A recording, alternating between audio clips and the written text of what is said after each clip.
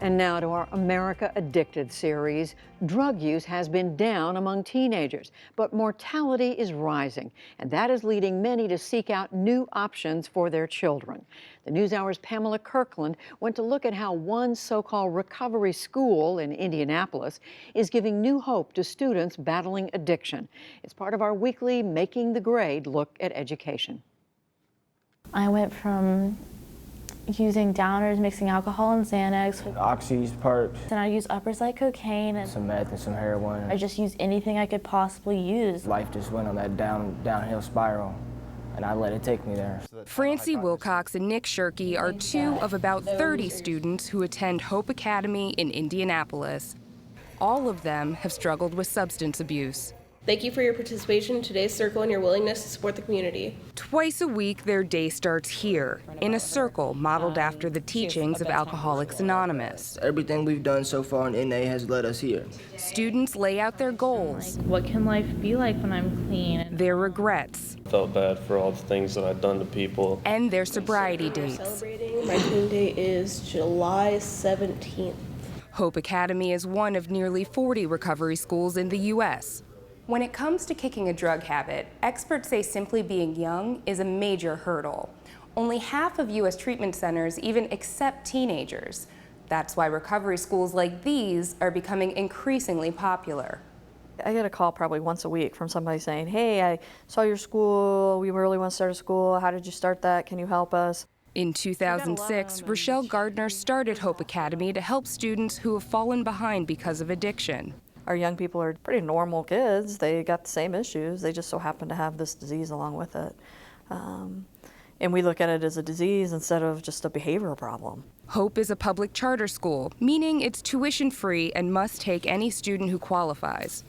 The school is attached to an inpatient treatment facility. Equals 12 over H. And traditional subjects like math, English, and history are offered in small classroom settings, alongside a constant emphasis on recovery. Think about how drugs really did start affecting your life. Students are randomly drug tested and attend 12-step meetings. They also meet once a week with Brad Trolson. It's an easy thing to forget that we have control. He's the school's recovery coach and also in recovery himself. We first met Trolson in June while he was meeting with 17-year-old Francie, who had just relapsed days before at a weekend party. You start to get into recovery and you literally just sit there and think who am I? What do I even like if I'm not getting high or if I'm not with people that I hang out and get high with? You just don't know what to do with yourself. Our society, our culture is really, it teaches our kids that drug use and alcohol use is really a deeply ingrained part of being a kid. And a lot of our students have fallen prey to that idea. And to such an extent that they really don't know what the teenage experience is if it doesn't include drugs and alcohol. Okay. Francie says she struggled with self-harm and an eating disorder for years. She began drinking in 6th grade because she wanted to feel grown up. It didn't progress super fast. It just I would drink on the weekend, but eventually it did start to go into smoking and pills and other kind of things. Before coming to Hope, Francie entered 3 separate residential treatment programs.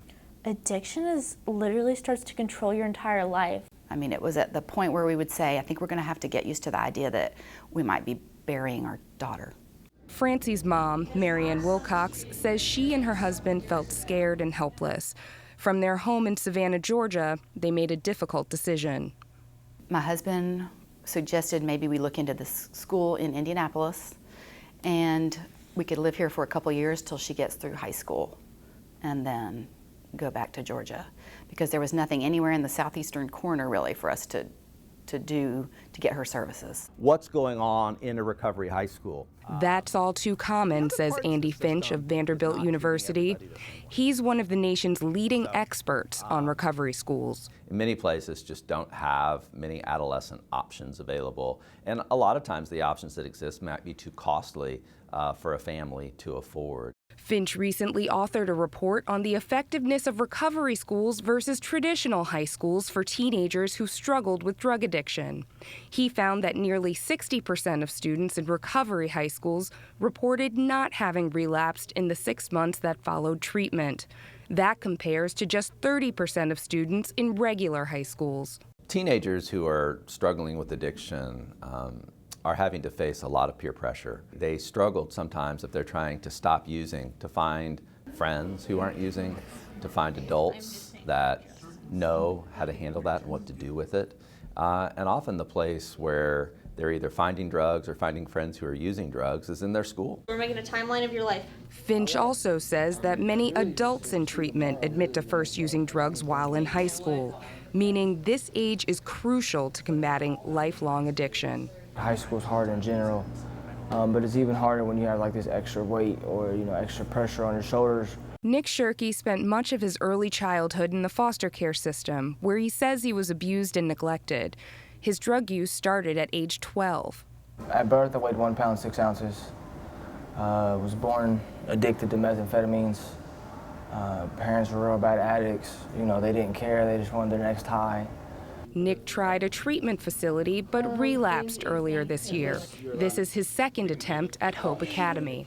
Most of our students, they're not just substance users. They come with a lot of trauma. They come with a lot of mental and emotional issues that once they get clean and sober, now those things really start to surface. In many ways, 18-year-old Ian Lewis represents Hope Academy at its best. He started using drugs in middle school, moving from marijuana and alcohol to prescription opiates and cocaine. After 2 years, Ian graduated in June as co-valedictorian. He's now a freshman studying biology at Purdue University in Indianapolis. If you would have asked me 2 years ago, I probably would have told you that I didn't think I was going to college, but I turned it around after I got into this recovery process. But Ian says Hope Academy can only do so much. It's not going to save you if you don't want to be saved.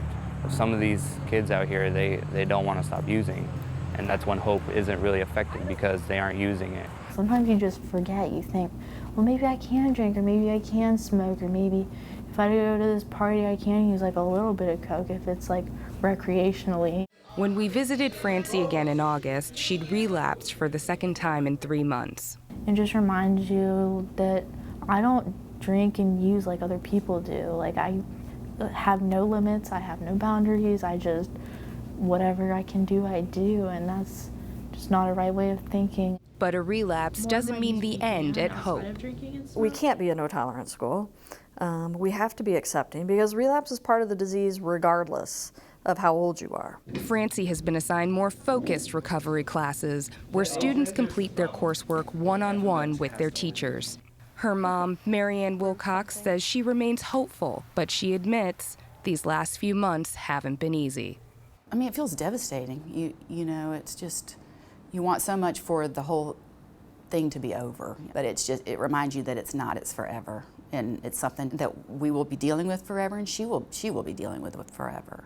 As for Francie, she says despite her setbacks, she can't imagine her life without this school. Do you worry what might happen if Hope doesn't work for you? Yeah, I worry a lot. If I had to be in a regular high school, like I don't think I'd even be alive. There's been little research into the long-term outcomes for those who attend recovery schools, but for the students here, they still have hope. From Indianapolis, I'm Pamela Kirkland for the PBS NewsHour. It's powerful.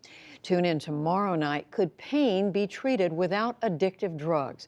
Our America Addicted series continues with the latest scientific discoveries on pain and how best to treat it. And online, our newest PBS NewsHour Marist new poll finds a majority of Americans feel the president has not done enough to combat the opioid crisis. You can find our analysis and the full results at pbs.org/newshour.